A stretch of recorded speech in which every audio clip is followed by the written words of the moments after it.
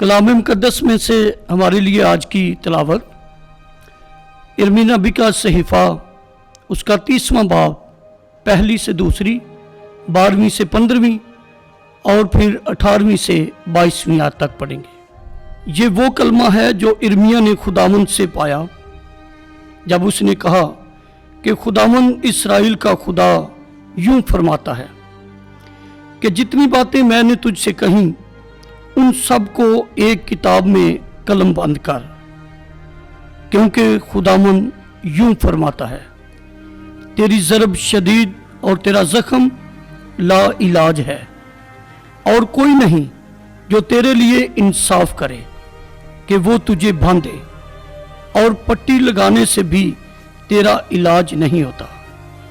तेरे सब आशिक भी तुझे भूल गए और तुझे नहीं पूछते, क्योंकि मैंने तेरी बड़ी खता और बहुत से गुनाहों के सबब से दुश्मन की तरह सख्त दिली से तुझे मारा। तू अपने जख्म और सख्त मुसीबत की वजह से क्यों चिल्लाती है? क्योंकि तेरी बड़ी खता और बहुत से गुनाहों के सबब से मैंने तेरे साथ यूं किया।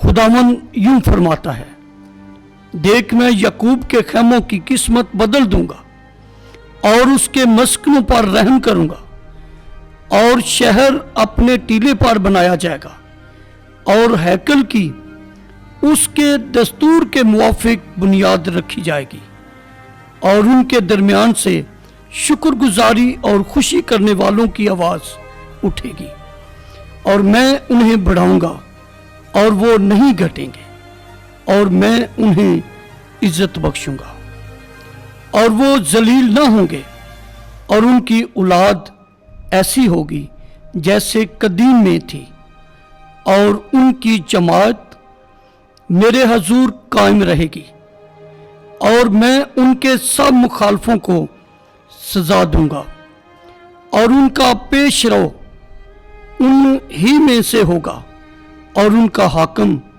उन ही में से निकलेगा, और मैं उसे नज़दीक लाऊंगा और वो मेरे पास आएगा। क्योंकि कौन है जो मेरे नज़दीक आने के लिए जुर्रत करता है?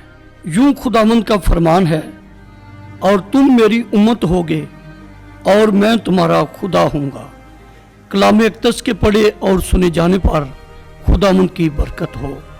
खुदा का शुक्र हो।